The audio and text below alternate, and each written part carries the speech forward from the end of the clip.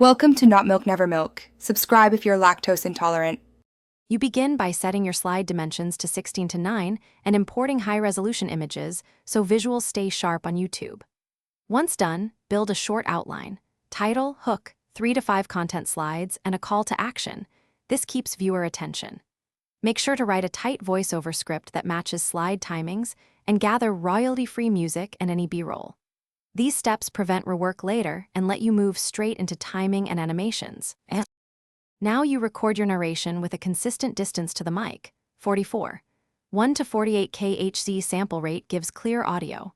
While recording, mark timestamps so you can match phrases to slide actions. Next, open PowerPoint or similar, add animations, and set slide timings to match your voice. This creates natural pacing.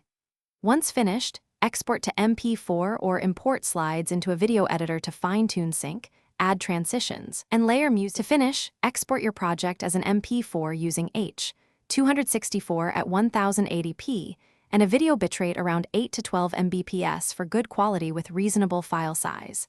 Then craft a clear thumbnail, title, description, and optional chapters so viewers find and navigate your video quickly.